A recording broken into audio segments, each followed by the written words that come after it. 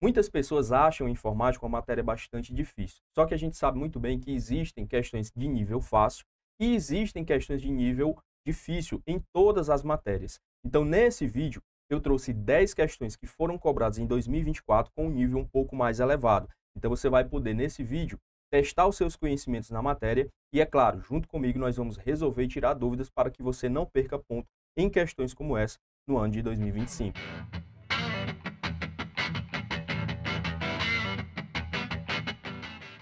Fala concurseiros, aqui quem fala é o professor Alan Souza, professor de informática para concurso, e neste vídeo eu fiz uma seleção baseada em questões de níveis mais elevados para que nós possamos juntos respondê-las, tirar aqui algumas dúvidas, mas eu faço um desafio para você, tá?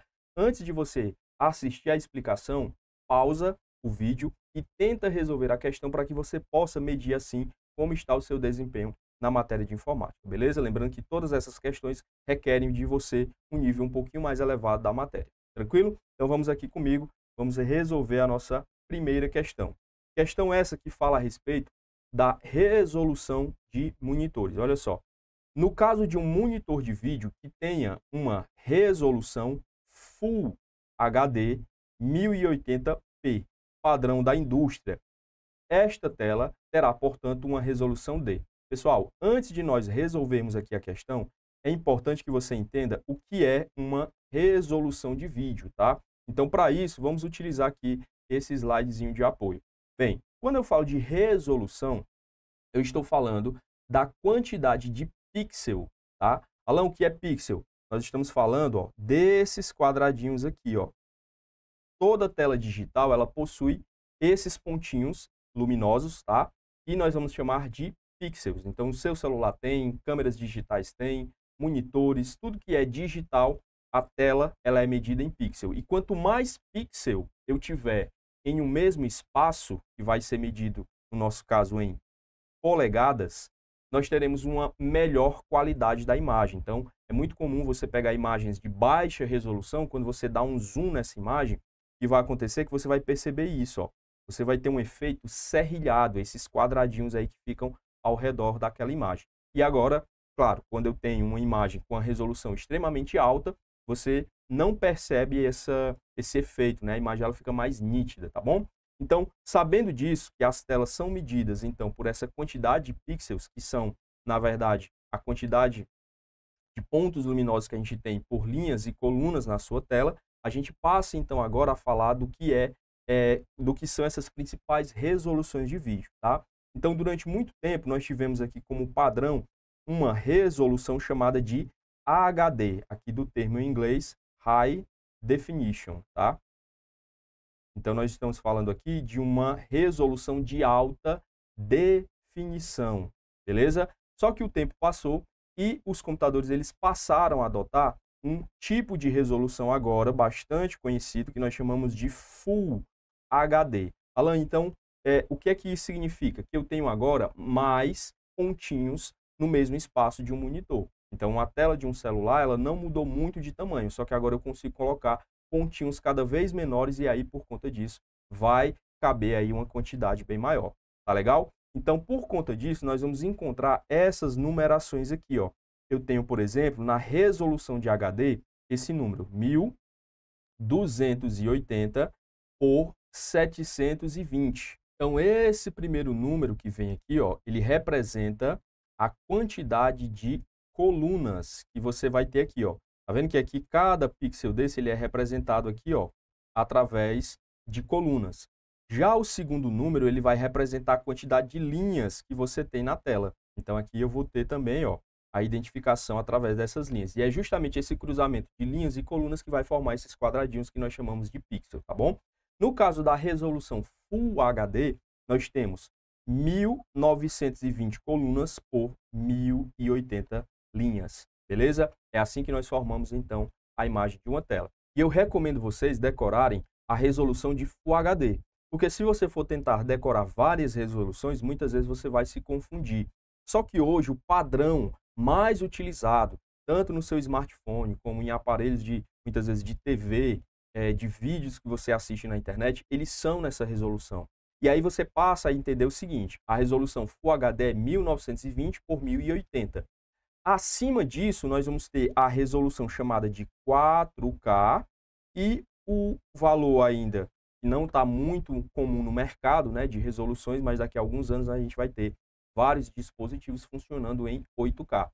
E aí o 8K você já tem, ó, 7.680 colunas por 4.320 linhas. Então serão imagens aí extremamente nítidas, extremamente vivas para você assistir. Tranquilo? Então, aprendeu a resolução de Full HD, você já acaba muitas vezes acertando as questões, mesmo que fale de uma outra resolução, porque você sabe que acima de 1920 por 1080 você só tem o 4K e, se for um valor extremamente alto, o 8K. E abaixo disso é o nosso HD, tá bom? Bem, voltando aqui para a nossa questão, nós temos então o gabarito aí, a letra C, já que ele pede justamente a resolução Full HD, chamada aí de 1080p, tá bom? Resposta, letra C, é o nosso gabarito. Nessa questão, então, você precisaria entender um pouquinho mais a fundo de como é a formação de uma imagem digital para você também saber como responder essa questão. Questão agora de número 2. O Microsoft Gerenciador de Tarefas é uma ferramenta fundamental para monitorar e gerenciar os recursos do sistema operacional Windows. Caso um técnico precise analisar o uso da memória e o desempenho da CPU de forma detalhada, qual funcionalidade ou aba do gerenciador de tarefas deve ser utilizada para obter essas informações e acompanhar a performance dos processos em execução. Bem, o que a questão está querendo saber é a respeito do programa que é o gerenciador de tarefas. A questão ela fala então a respeito deste programa que vai permitir você gerenciar as tarefas, ou seja, os programas que estão em execução. Quando você abre um programa para o sistema operacional, ele é simplesmente chamado de tarefa. Então ele vai mostrar aqui para mim, ó, quais são os aplicativos que estão abertos. Então eu tenho 7 aplicativos aqui abertos no momento. E aqui embaixo ele ainda vai mostrar os processos que estão em segundo plano. Muitas vezes você não sabe, mas em segundo plano, ou seja, rodando ali sem a sua interação, existem vários programinhas funcionando para fazer, claro, o Windows e os demais programas do seu computador funcionarem corretamente, tá bom? Então, o que a questão ela quer saber é o seguinte, ó, dentro do gerenciador de tarefas, eu tenho essas informações. Quanto que eu tenho de consumo do processador, quanto que eu tenho de consumo de memória, de disco, de rede. Só que isso aqui é um resumo. Então, se eu quero saber essas informações de maneira detalhada, eu vou clicar aqui, ó, nessa guia ou nesse botão chamado de desempenho. Olha só o que vai acontecer, ó. Quando eu clico sobre este recurso, agora eu tenho um desempenho mais detalhado, ó. Eu tenho aqui o consumo do processador, inclusive mostrando aí uma linha do tempo, ó. Então ele está me mostrando aqui como é que está essa variação de processador, de memória, o quanto que eu estou utilizando aqui de internet, o quanto que eu estou utilizando de processamento gráfico, beleza? Então, o próprio nome da guia já está me dizendo, ó, ele vai mostrar o desempenho que eu estou tendo aí no meu sistema, ok? Voltando então aqui para a nossa questão, aqui o nosso gabarito será a letra A, nós estamos falando aí então da guia de desempenho. Questão agora de número 3. Qual a função do botão apresentado abaixo no Microsoft PowerPoint 2016? Isso nós estamos falando da sua versão em português e configuração padrão. Pessoal, para a gente resolver essa questão, nada melhor do que eu mostrar aqui no próprio PowerPoint para vocês do que se trata esse recurso, né? Ó. Bem, quando eu tenho aqui um texto, ó, vou digitar aqui um texto de exemplo. Aqui em cima nós vamos encontrar, tá, os botões de alinhamento. Esses botões aqui de alinhamento horizontal, a gente conhece como alinhar à esquerda, centralizar, alinhar à direita e justificar. Esses aqui, eu diria que a maioria dos candidatos já conhece, inclusive já sabe quais são os seus atalhos. O que muita gente não sabe é que existe ainda a possibilidade de você fazer um alinhamento vertical. E aí nós vamos encontrar justamente o botão que a questão está trazendo para a gente, ó, que é essa linha e essas duas setinhas, uma para cima e outra para baixo. Por quê? Porque aqui você vai escolher se você quer que o seu texto fique na parte superior dessa caixa de texto, se vai ficar no meio ou se vai ficar na parte inferior. Olha só aqui, ó, como vai ficar diferente, ó. Então, vou selecionar aqui, vou clicar aqui, escolher superior, escolher no meio e escolher inferior, beleza? voltando aqui, então, para a nossa questão, o nosso gabarito, então, será a letra A. Nós estamos falando aqui do botão para alinhar o nosso texto. Questão número 4. Agora a gente vai entrar no universo das planilhas eletrônicas, que eu sei que é o terror de muita gente, mas muitas vezes a questão ela é bem simples. Basta que para isso você, claro, conheça aqueles recursos, conheça aquelas funções do programa. Então, nessa questão aqui da banca Even, olha só o que ela cobrou, tá? Observando a parte da planilha do Excel 2019, qual será o resultado apresentado na célula B1 após o usuário pressionar a tecla Enter? Então, percebo que aqui eu tenho em B1 uma função que é a função INT, função int, e aqui ela está pegando esse valor de 21,8. Então, quando eu der Enter, qual vai ser o resultado? Aqui, pessoal, nós vamos ter uma função que ela trabalha com valores que são valores que serão transformados em inteiros, tá? Olha aqui como é que funciona. Deixa eu abrir aqui também o programa do Excel para vocês. Então, aqui eu tenho aqui minha planilha, tá? Ó. E aqui eu tenho as duas funções que eu quero que vocês aprendam a diferenciar para vocês não cometerem erros na prova. A função inteiro, ela vai pegar o número que você tem, vai remover a casa decimal e ela vai arredondar esse número, ela vai converter esse número no inteiro inferior mais próximo. O que é isso? Você está vendo que esse número aqui é 21,8. Então, ela vai deixar só a parte inteira desse número. O que é a parte inteira? É o valor que vem antes da vírgula, tá bom?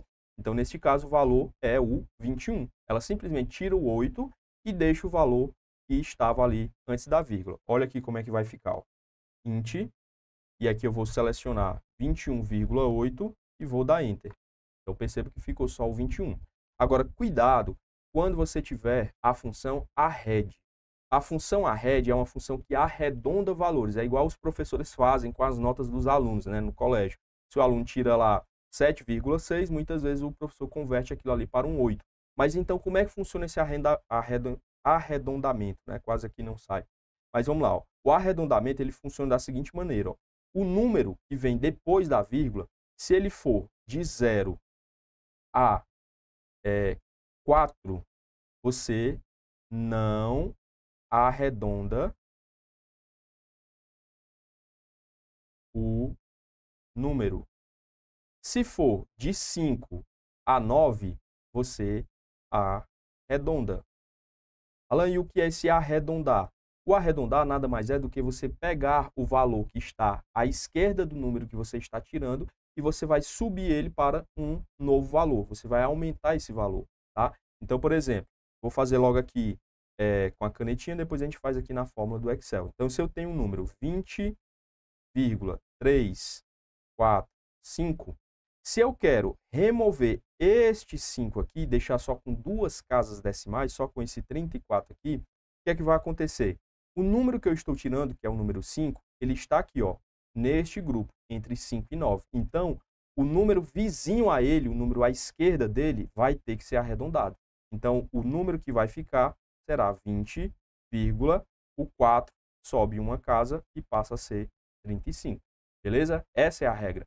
Agora, se eu estou querendo arredondar o número 20,342 e eu quero remover esse número 2 e deixar só duas casas decimais, esse número que eu estou removendo, que é o 2, ele está nesse grupo, ó, 0 a 4. Então, não arredonda o número. Então, quando eu remover, vai ficar simplesmente 20,34. Não muda. Beleza? Então, neste caso aqui específico, como eu quero remover essa casa decimal aqui, que é o 8, na hora que eu colocar a função arred, eu vou ter que selecionar o número e eu vou ter que dizer a quantidade de casas decimais que vai ficar. Neste caso, eu vou deixar sem nenhuma casa decimal, que é o número 0, e aí ele já transforma, então, para 22. Por que que ele transformou em 22, Alan? Porque o número que você retirou, que era o 8, ele está aqui neste grupo, ó, de 5 a 9. Então, o número que vem logo em seguida, antes dele, na verdade, tem que ser arredondado para um valor acima, tá bom? Então, cuidado, a função inteiro você não arredonda, você simplesmente mantém o número inteiro e retira todas as casas decimais, tá bom? Por que que eu estou alertando vocês em relação a isso? Porque muita gente marcou aí a letra A. Por quê? Porque está acostumado com a função arred, não era o caso, tá? a função int, simplesmente você vai retirar as casas decimais e mantém o número que vem antes da vírgula. Ok? Beleza? Gabarito letra B, para a nossa questão de número 4. Questão agora número 5, questão que foi cobrada aí pela FGV, também uma planilha do Excel. Então, ela traz para a gente uma imagem, tá? Pede para você considerar um trecho de uma planilha que foi gerada no Excel 365, na sua versão em português, e ela diz para a gente assim: ao copiar o conteúdo da célula A7, então você copia o que está em A7. Alan, o que é mesmo que está em A7? Está aqui, ó, é o número 35, tá? Ele está aqui na coluna A e na linha 7, está em A7. E você vai copiar ele para B7, que é essa célulazinha que está aqui ao lado.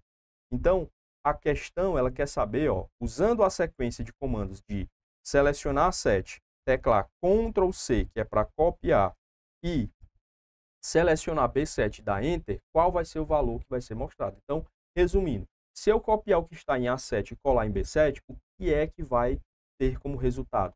Para você responder essa questão, você vai ter que observar o que está aqui em cima. Ó. Aqui em cima nós temos uma função, tá? Que é a função de soma. Então, eu já sei que o valor 35 que está aparecendo aqui, ó, ele foi resultado de uma soma. Ele foi resultado da soma de A2, tá? Ele foi resultado ainda da soma de A3, só que A3, você observa que ele está com este símbolozinho do dinheiro, tanto na frente da letra, como na frente do número 3. O que é que isso significa, Alan? Significa que essa célula ela está travada. Se você copiar essa fórmula para qualquer lugar, ela não muda. As outras vão mudar, como eu vou mostrar aqui para vocês, mas a célula A3 sempre ficará fixa em A3, tá bom? Além disso, ele continuou somando de A4 até chegar em A6. Essa é a fórmula que nós temos que observar. Então, vamos voltar aqui para o programa, onde eu vou mostrar para vocês como é, então, que a gente resolve essa questãozinha aí, tá? Bem, tá aqui a nossa planilha, né? Detalhe, ó, a nossa fórmula, ela... Deixa eu aumentar aqui. Ó, nossa fórmula, ela está aqui, ó. Então, perceba que eu estou somando o valor de A2. O que é que eu tenho em A2? Eu tenho o número 11. Então, eu estou somando aqui o valor 11. E estou somando A3. O que é que eu tenho em A3? O número 12. E eu estou somando o que está de A4 até chegar em A6. Então, está aqui, ó. A4 é o número 3 e vai até chegar aqui no número 1. Então, ele soma o 3, o 8 e o 1. Então, no final das contas, ele está somando todos os valores da nossa coluna. Se eu copiar, então, este valor aqui, ó, de A7 e colar aqui em B7, o resultado é 28. Mas por quê? Você concorda comigo que eu peguei essa fórmula e desloquei ela uma coluna, porque eu tinha a fórmula aqui, ó, tinha a fórmula aqui, né, ó. Opa.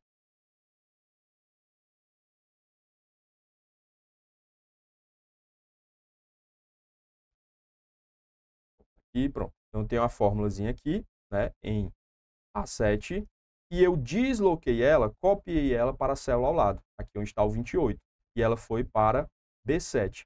Então, a linha não mudou, eu continuo na linha 7. Agora, eu desloquei uma coluna. Então, quando você copia uma fórmula e você anda uma coluna, o Excel vai atualizar os valores que estavam dentro da sua fórmula também em uma coluna. Então, se eu estava somando aqui os valores que estavam na coluna A, o Excel agora vai jogar os valores para a coluna B. Então, eu vou mostrar aqui, ó. Quando eu abro a fórmula, você percebe que o que era A2 virou B2. O que era A4, dois pontos, A6, virou B4, dois pontos, A6. Ó, tá aqui em lilás. Qual foi a única coisa que não mudou, que não andou? Foi o valor A3, que é o número 2. Por que que ele não mudou, Alan? Porque eu travei, tá, pessoal? Este símbolozinho aqui do cifrão, ele está travando a sua célula. Tá? Quando você coloca ele na frente da letra e na frente da coluna, você trava aquela célula. E para onde você copiar a fórmula, ó, vou copiar ela agora, ó, e vou jogar mais 3 colunas à frente. Ó. Observe que agora ele está dando só o valor 12. Por quê? Porque as outras células, ó, mudaram. Agora aqui é A2, agora ficou de E4 até E6, mas o valor de 12 que está lá em A3 continua puxando de lá. Por quê? Porque eu travei. Então, sempre que você encontrar esse símbolozinho do cifrão na frente da coluna e na frente da linha, aquela célula está travada. Não interessa para onde você copiar a sua fórmula, sempre vai puxar aquele valor, beleza? Por isso que nós tivemos aqui como resultado o valor 28, porque ele somou o 8, o 5, o 1 e o 2, mas no lugar de somar o 4, ele continuou pegando o número 12, beleza? Por isso, voltando aqui para a nossa questão, nós conseguimos aqui identificar o nosso gabarito será a letra D de dado, o resultado será 28, ok? Questão agora de número 6. Vamos agora falar sobre o Microsoft Word, na sua versão 2019, para controlar o layout de uma página de forma precisa, como se ajusta as margens diferentes para partes específicas do documento. Então, como é que eu faço para ajustar as margens de forma diferente, tá, para partes específicas do documento? Bem, para isso, nós vamos ter que dividir o nosso documento em partes, tá? Quando você está aqui no Word, você tem como mudar essas margens. Alan, o que é essa margem aí que a questão está falando? É esse espaço aqui, pessoal. Você está vendo que existe aqui um espaço da borda da página até onde está aparecendo o meu cursor, onde eu começo a digitar aqui o meu texto, ó. Então, esse espaçozinho aqui é a margem. Se você vier em Layout, ó, na guia Layout, e você vier aqui no primeiro recurso de configurar página, você consegue ajustar essa margem. Ela vem com a margem normal, que é a distância superior 2,5, a esquerda 3, inferior 2,5 e a direita 3. E eu posso mudar isso aqui, ó. Tá vendo? Ó? Eu tenho a opção de margem estreita. Olha aqui como já ficou mais próximo agora da borda da minha página. Só que quando eu mudo isso, eu mudo para todas as minhas páginas, tá? Ó. Vou criar aqui uma nova página, ó. Perceba que ela continua, ó, as duas, ó, elas têm a mesma distância. Só que a questão, ela quer dizer o quê? Quando você precisar criar margens diferentes para páginas diferentes, você tem que utilizar um recurso que nós vamos chamar aqui de quebra de seção, tá? Olha só, venho aqui, vou vir aqui em quebra, e aqui nós vamos encontrar a opção de quebra de seção. E aqui ele vai inserir uma quebra e iniciar uma nova seção na página seguinte. Então agora, o que é que vai acontecer? Ó? Vou clicar, tá? Quando eu mexer agora na margem dessa página, não vai interferir, ó. Olha a distância que ficou agora. Vou escrever aqui um texto para vocês observarem, tá? Ó. Então, essa daqui é a distância e essa é a distância da outra página. Então, agora, ó, elas estão diferentes, ó. É o espaço de uma e aqui, opa, é o espaço da outra. Outro detalhe que você pode fazer, por exemplo, você pode mudar agora a orientação da página. Eu posso deixar a minha segunda página na horizontal e essa primeira continua na vertical. Eu posso colocar agora a numeração da página só a partir da página 2. Por quê? Porque eu dividi o meu documento em partes diferentes. É isso que nós chamamos de seção. Seccionar é você dividir. Então, quando você cria uma seção, você está criando uma divisão. Beleza? Por isso, voltando aqui para a nossa questão, nosso gabarito será a letra A. Eu preciso criar uma quebra de seção. Questão número 7. Assinale a assertiva que apresenta a aba Excel 365, que possui a função de traduzir. Então, ele quer a guia ou aba do Excel, onde você encontra o recurso para traduzir. Alan, e é fácil, eu vou logo marcar aí letra C, línguas, porque eu sei que traduzir, né, eu estou traduzindo de idiomas, de línguas diferentes. É assim? Não é assim, tá, pessoal? O que acontece é que o recurso de tradução, ele está presente numa guia onde você consegue revisar o seu texto, revisar a sua planilha, tá? Tanto no Word, como no Excel, como no PowerPoint, existe uma guia chamada de revisão. O que é que você vai encontrar nessa guia? Você vai encontrar recursos para você, por exemplo, corrigir o seu texto, fazer correção ortográfica e gramatical. Você vai encontrar opções lá para você proteger a sua planilha. E um dos itens que nós vamos encontrar é justamente o recurso para traduzir. Aqui, ó, idioma, né? O idioma, ele é o grupo, aqui o botão traduzir, que está dentro da guia revisão, ok? Então, nosso gabarito será aqui, ó, letra A também. Questão agora número 8. Para usuários que necessitam de uma organização pessoal e colaboração em projetos no Google Workspace, tá? Pessoal, o que é o Google Workspace? É o ambiente no Google onde você vai ter acesso às ferramentas desenvolvidas e disponibilizadas pela empresa. Então, se você tem um Gmail, você tem um e-mail do Google, você vai ter acesso a uma série de ferramentas, incluindo programas de texto, né, que a gente chama de Google Docs ou Google Documentos, planilhas eletrônicas, slides, você tem calendários, você tem ferramentas de reunião. Então, esse ambiente que reúne todas essas ferramentas, a gente vai chamar de Google Workspace. E como é que eu faço para acessar esse ambiente, Alan? É muito simples. Você vai abrir o seu navegador com o seu login, né? Você vai logar na sua conta do Google. E aqui você vai clicar nesses pontinhos, ó. Esses 9 pontinhos aqui, ele abre justamente o Google Workspace. Então, todas essas ferramentas aqui estão disponíveis para você utilizá-las, beleza? Em relação aí à questão, voltando aqui, vamos entender o que é que ela está pedindo, ó. Então, ela diz assim: é importante saber escolher a ferramenta mais apropriada para a ferramenta que você está atrás é para fazer o gerenciamento de tarefas, beleza? Qual dos aplicativos a seguir é recomendável para o controle e organização de tarefas de forma colaborativa? Deixa eu só fazer logo uma tradução aqui para vocês, que é o seguinte, ó. Tarefa,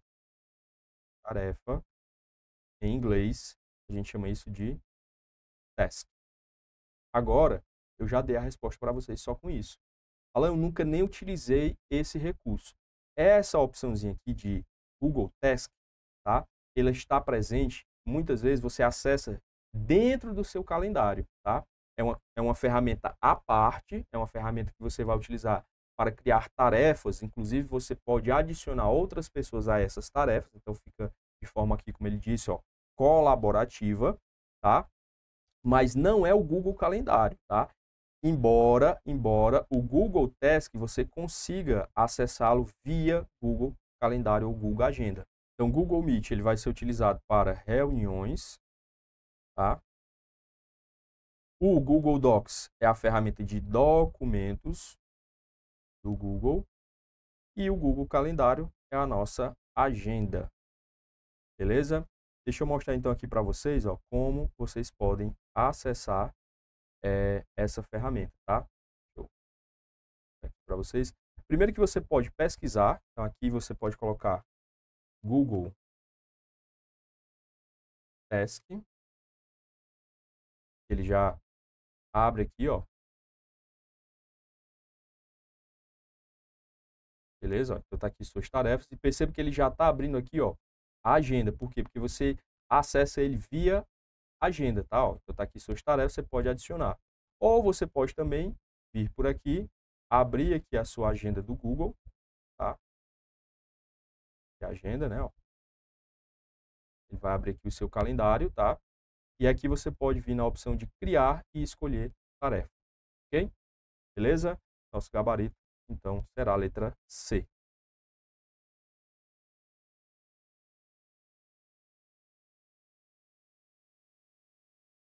Questão agora 9. No Microsoft Windows, os atalhos de teclado são teclas de combinação, são teclas, aliás, ou combinação de teclas que permitem uma maneira alternativa de executar algo que o usuário normalmente faria com o mouse. Considerando isso, assinale a alternativa que descreve a função Alt mais ESC. Beleza? Então vamos lá.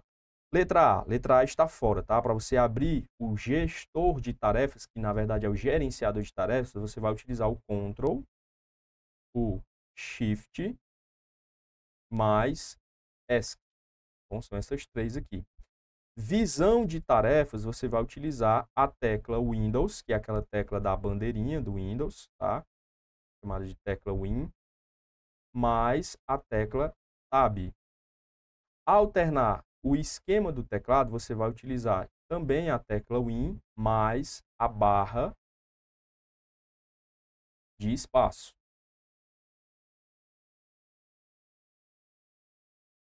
fechar a janela ativa, né, o nosso famoso Alt mais F4, e sobrou para a gente, então, percorrer janelas abertas. Esse daqui é o nosso gabarito, beleza? Como é que funciona isso? Ó, vou mostrar aqui para vocês.